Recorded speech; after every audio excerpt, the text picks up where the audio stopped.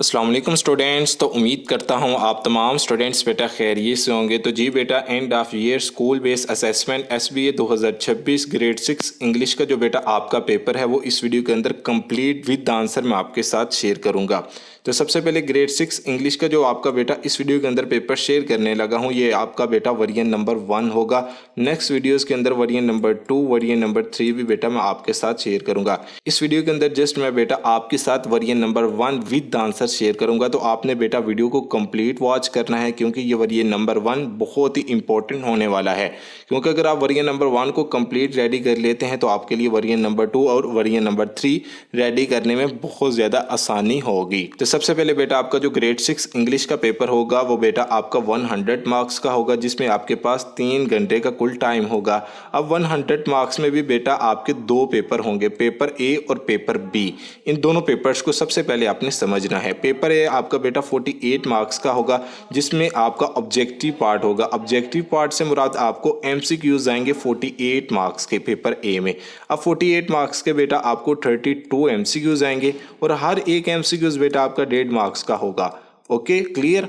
इसके बाद जो आपका पेपर बी है बेटा, ये आपका 52 मार्क्स का होगा और पेपर बी आपका सब्जेक्टिव पार्ट होगा। अब सब्जेक्टिव पार्ट बेटा आपका 5 क्वेश्चंस के ऊपर मुश्तमिल है, जिसमें आपको क्वेश्चन नंबर 33 से लेकर क्वेश्चन नंबर 37 तक ये 5 क्वेश्चंस आएंगे।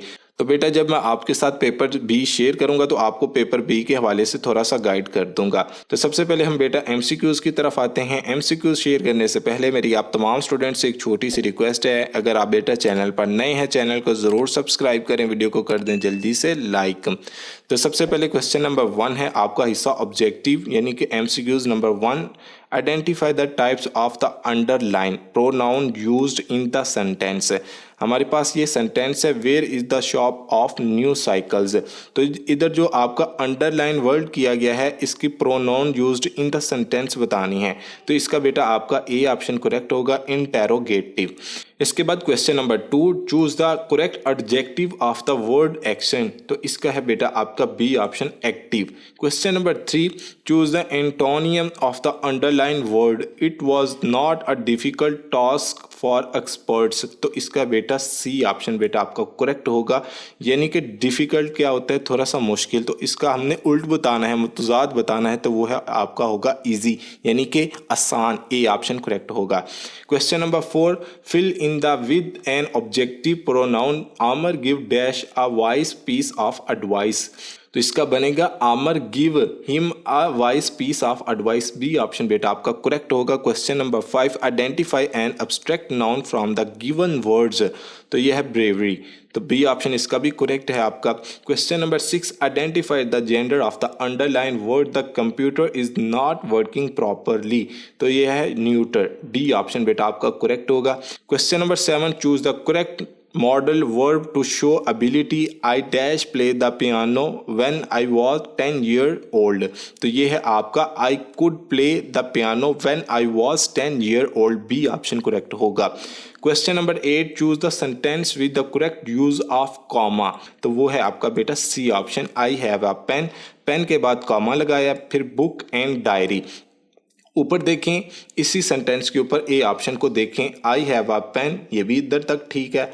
बुक के बाद उधर उसने कामा लगा दिया। जहां आपके पास एंड आ जाए या और आ जाए तो उससे पहले आपने कामा नहीं लगाना होता, तो इसलिए आपका सी ऑप्शन करेक्ट है, I have a pen next comma and book and diary. तो दोनों के दरमियान कामा नहीं आता, ना ही डायरी से पहले आता है और ना ही बुक के बाद आता है। तो सी ऑप्शन करेक्ट होगा। Question number 9, fill in the blank with simple present tense. A dash to play badminton daily. तो ये है he loves to play badminton daily. तो बी ऑप्शन करेक्ट है। Question number 10, choose the pair of collective nouns. तो ये है jury, army. Question number 11, identify the sentence with the helping verb used in. तो A option correct है, दे were sleeping in the evening. Question number 12, identify the sentence of simple future tense.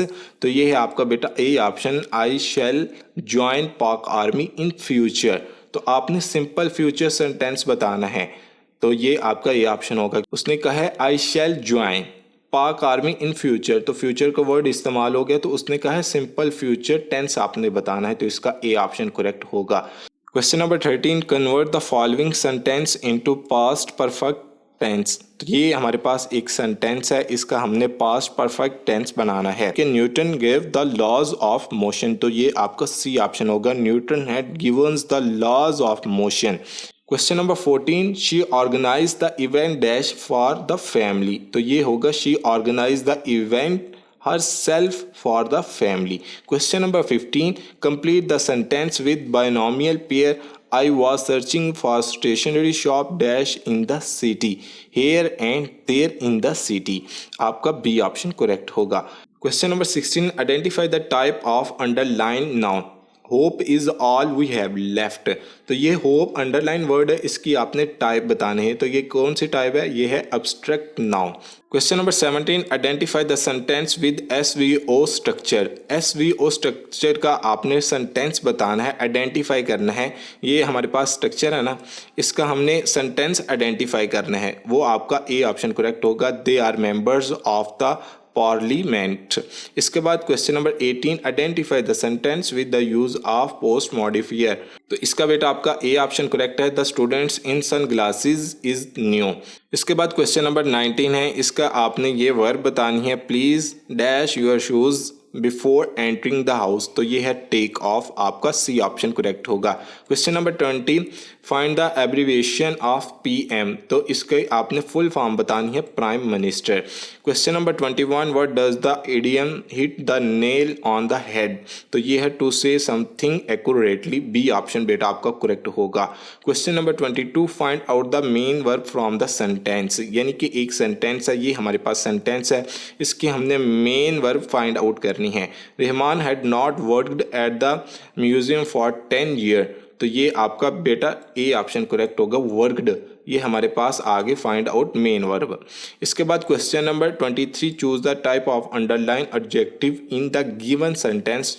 Tariq is the tallest boy in the class. तो ये हमारे पास quality यानी कि B option correct है। Question number 24, identify the type of figurative language used in the given sentence. Sentence हमारे पास ये है, throwing of a stone made a splash in the pound. तो इसका बेटा आपका सी ऑप्शन करेक्ट होगा। Question number 25, my mother was making food dash the kitchen, in the kitchen, A option correct. Question number 26, identify the sentence structure we have lunch. तो ये है आपका subject verb noun, D option correct होगा। इसके बाद next चलते हैं MCQs number 28 से लेके एमसीक्यूज नंबर 32 तक। ये जो आपके बेटा 5 एमसीक्यूज बनते हैं, ये आपके बेटा इस पैराग्राफ के ऊपर मुश्तमिल है। अब आपने करना क्या है, ये हमारे पास पैराग्राफ इंस्ट्रक्शंस है। अब आपने इन 3 स्टैंजा को ना केयरफुली के साथ पढ़ना है। सबसे पहले उसने 3 स्टैंजाज दिए हैं, इन्हें आपने केयरफुली के साथ पढ़ना है। पढ़ने के बाद नीचे दिए गए 5 एमसीक्यूज के आंसर्स आपने इन पैराग्राफ में से ढूंढकर नीचे बताने हैं। ये पोएम में से आपको 3 स्टैंजा आए हैं, इन तीनों स्टैंजा को आपने केयरफुली के साथ पढ़ना है। नीचे दिए गए 5 एमसीक्यूज के आंसर्स आपने इन तीनों स्टैंजा में से ढूंढकर नीचे बताने हैं। तो सबसे पहले हम क्वेश्चन नंबर 28 की तरफ आते हैं। What does the poet mean by the following sentence. हमारे पास एक सेंटेंस है, इसका हमने मीन बताना है, यानी कि इसका मतलब बताना है। The sun awakes with golden rays, ये हमारे पास सेंटेंस है इधर, ये देखें, the sun awakes with golden rays. तो इसका बेटा आपका ए ऑप्शन करेक्ट होगा, the sun rises with bright golden light. तो अब इस सेंटेंस के अंदर चेंजिंग क्या की गई है, अवेक्स की जगह हमने ब्राइट लिख दिया विद एज इट इज, और सन की जगह सनराइजेज लिख दिया है, और golden light as it is, golden rays की जगह हमने गोल्डन लाइट लिख दिया है, और साथ हमने कॉमा लगा दिया। तो ये आपका ए ऑप्शन करेक्ट है। Question number 29, what is being described when the poet says has springtime blooms in vibrant ways। तो इसका बेटा आपका बी ऑप्शन करेक्ट होगा, the changing of season. Question number 30, flower dance in the gentle breeze, what figurative language is used in this line. तो बेटा ये आपका C option correct होगा, personification. Question number 31, what does this line describe winter comes with blankets of white. तो ये है आपका snow covering the ground, आपका ए ऑप्शन करेक्ट होगा। क्वेश्चन नंबर 32 और last MCQs, what is the main idea of the poem. तो ये है the poem describes the joys and activities of each season. ये आपके बेटा वरीय नंबर 1 के 32 एमसीक्यूज हैं, जो कि कंप्लीट विद आंसर मैंने आपके साथ शेयर कर दिए हैं। तमाम के तमाम एमसीक्यूज को आपने खुद भी रीड आउट कर लेना है। नेक्स्ट चलते हैं हम इसका सब्जेक्टिव की तरफ। अब इसमें बेटा आपके 5 क्वेश्चंस होंगे और 52 मार्क्स का बेटा आपका हिस्सा सब्जेक्टिव होगा। साथ साथ मैं आपको गाइड करता चला जाता हूं कि किस तरह आपने कौन सा क्वेश्चन पेपर में अटेम्प्ट करना है और किस टाइप के आपको क्वेश्चंस आएंगे। सबसे पहले क्वेश्चन नंबर 33 और सब्जेक्टिव पार्ट का क्वेश्चन नंबर 1 है, you want to be admit to a school, you have to fill out the registration form given by the school, fill in the details correctly, use correct grammar, punctuation and spelling. ये आपके पास school form है, इसे आपने complete बेटा fill करना है। ये आपका 10 मार्क्स का क्वेश्चन है।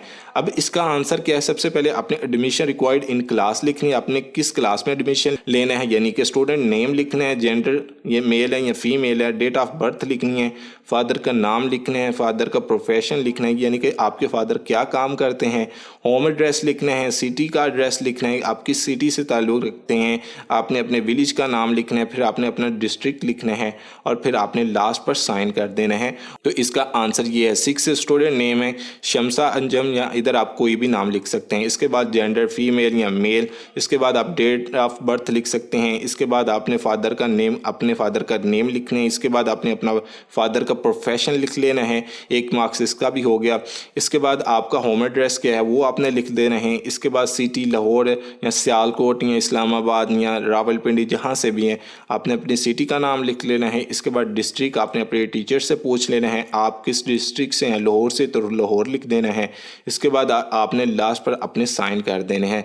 तो हर एक पॉइंट के बेटा आपका 1-1 मार्क्स होगा। तो ये 10 मार्क्स का आपका क्वेश्चन नंबर 13 कवर। इसके बाद नेक्स्ट चलते हैं क्वेश्चन नंबर 34 की तरफ। Write a letter to your teacher, आपने एक लेटर लिखना है अपने टीचर के नाम, to thank him her for guidance and support, use correct grammar, punctuation and spelling. 10 marks का बेटा आपका क्वेश्चन नंबर 34 होगा।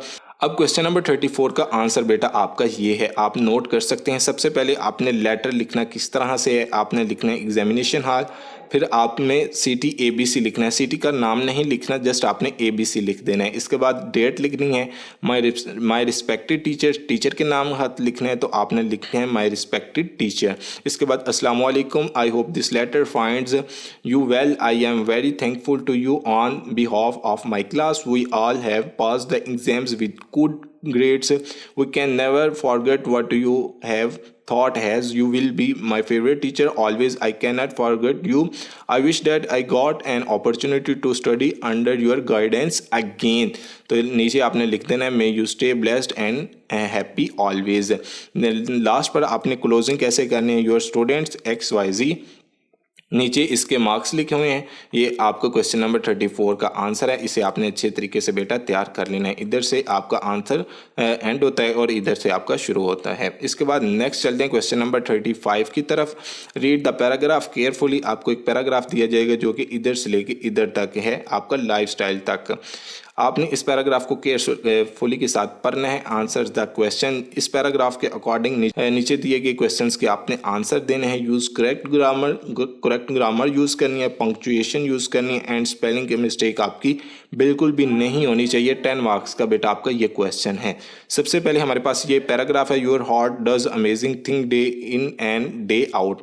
इधर से आपका पैराग्राफ शुरू होता है और लाइफस्टाइल तक ये पैराग्राफ। आपने इस पैराग्राफ को रीड करना है अच्छे तरीके से। रीड करने के बाद इस पैराग्राफ के अकॉर्डिंग दिए गए 5 क्वेश्चंस है। इन 5 के 5 क्वेश्चंस को आपने बेटा पेपर में अटेम्प्ट करना है। सबसे पहले क्वेश्चन नंबर 1 है, what is the major role of the human heart. 2 marks का आपका बेटा ये क्वेश्चन है।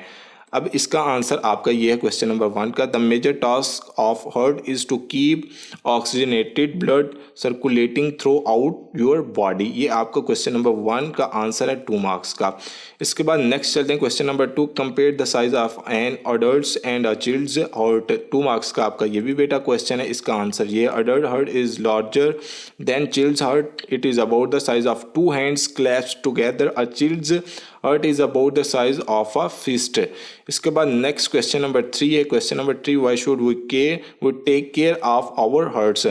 इसके बाद question number 4, what is mean by heart healthy lifestyle. इसके बाद क्वेश्चन नंबर 5 और last question, right suitable title for the paragraph. आपने इस पैराग्राफ के ऊपर जो टाइटल सूट करता है वो आपने लिखना है। 2 मार्क्स का आपका वो टाइटल वाला अभी आंसर होगा। आंसर मैं आपको दिखा देता हूँ, लेकिन उससे पहले ये 5 के 5 क्वेश्चन के आंसर बेटा आपके इस पैराग्राफ में होंगे। जो आपको गिवन पैराग्राफ होगा और जो आपको क्वेश्चन पूछे जाएंगे उन तमाम के तमाम क्वेश्चन के आंसर आपको पैराग्राफ में दिए जाएंगे। बस आपने थोड़ी सी कोशिश ये करनी है कि आपने उन तमाम क्वेश्चंस के आंसर्स आपने पैराग्राफ में से ढूंढकर आपने पेपर में अटेम्प्ट कर देने हैं। तमाम क्वेश्चंस के आंसर्स ये हैं, तो आपने इन तमाम क्वेश्चंस के आंसर को रीड आउट कर लेना है। इसके बाद नेक्स्ट चलते हैं क्वेश्चन नंबर 36 की तरफ। Write a paragraph of 10 sentence on the benefit of team work, use correct grammar, punctuation and spelling mistakes. 10 marks का आपका बेटा का ये क्वेश्चन है। आपने करना क्या है, राइट अ पैराग्राफ, एक पैराग्राफ लिखना है 10 सेंटेंस के ऊपर। अब 10 सेंटेंस का आपने पैराग्राफ लिखना है, लेकिन किसके ऊपर लिखना है, the benefits of team works. ये हमारे पास आइडिया है, इसके ऊपर आपने 10 सेंटेंस का पैराग्राफ लिखना है। इसका आंसर ये है क्वेश्चन नंबर 36 का। Team works is when we work together to get thing done, it help us make friends and learn to talk and listen to each other.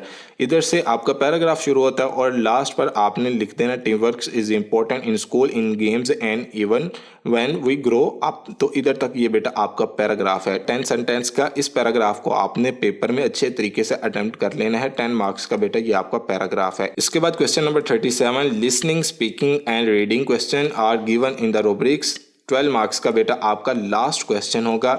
ये आपके पास एक मैप गिवन होगा, इसके अकॉर्डिंग आपने listening, speaking and reading के answers देने हैं। अब इसके अलावा भी टीचर को एक इंस्ट्रक्शन दी जाएगी, इंस्ट्रक्शन फॉर द टीचर। ये टीचर के लिए एक इंस्ट्रक्शन होगी, आपके पेपर के ऊपर भी लिखी होगी। इस इंस्ट्रक्शन को टीचर ने केयरफुली के साथ पढ़ना है। पढ़ने के बाद ये क्वेश्चंस हैं, इन क्वेश्चंस के आंसर ये बेटा नीचे लिखे हुए हैं। टीचर आपसे क्वेश्चन करेगा। क्वेश्चन नंबर 1 है, look at the picture 2 and tell what is happening. तो ये हमारे पास बेटा ये आंसर है, लेकिन मैं आपको थोड़ा सा समझा देता हूँ फर्स्ट क्वेश्चन के बारे में। हमारे पास ये मैप है, ये मैप के अंदर 3 पिक्चर्स हैं, पहली picture, second picture and third picture. उसने पूछा फर्स्ट 2 पिक्चर के अंदर गर्ल ने क्या किया है। सबसे पहले पहली पिक्चर के अंदर एक बोल है हमारे पास गिवन और साथ हमारे पास एक मिक्स करने वाला चम्मच है। अब इस बोल के अंदर हमने नमक भी ऐड किया, पानी भी ऐड किया और एक सोडा भी ऐड किया। सेकंड पिक्चर के अंदर गर्ल ने ना इन तमाम के तमाम चीज़ों को आपस में मिक्स कर दिया बोल में। तो हमारे पास आंसर क्या होगा, इन picture 2 the girl is mixing item in the बोल। तो ये आंसर है बेटा आपका 4 मार्क्स का ये क्वेश्चन है। तो इस तरह बेटा आपके रीडिंग, लिसनिंग और स्पीकिंग के क्वेश्चंस होंगे। आप तमाम स्टूडेंट्स ने इन तमाम के तमाम क्वेश्चंस को देख लेना है। रीडिंग के अंदर आपकी फ्लुएंसी चेक की जाएगी कि आपकी लिसनिंग और स्पीकिंग किस तरह की है, रीडिंग आपकी किस तरह की है। तो उसके अकॉर्डिंग टीचर आपके मार्क्स देगा आपको उधर ही। तो ये बेटा आपका वरिया नंबर 1 है, जो कि कंप्लीट मैंने आपके साथ विद आंसर शेयर कर दिए। हर चीज़ को मैंने तफसील से आपके साथ शेयर किया है। तो अगर आपको बेटा इधर तक वीडियो अच्छी लगी तो वीडियो को कर दें जल्दी से लाइक, चैनल को कर दें बेटा जल्दी से सब्सक्राइब, वीडियो को अपने दोस्तों के साथ ज़रूर शेयर करें और वीडियो के कमेंट बॉक्स के अंदर अपनी अपनी राय भी ज़रूर पेश करें। अगर किसी भी क्वेश्चन की समझ ना आए तो उसको कमेंट बॉक्स के अंदर आप मेंशन कर सकते हैं।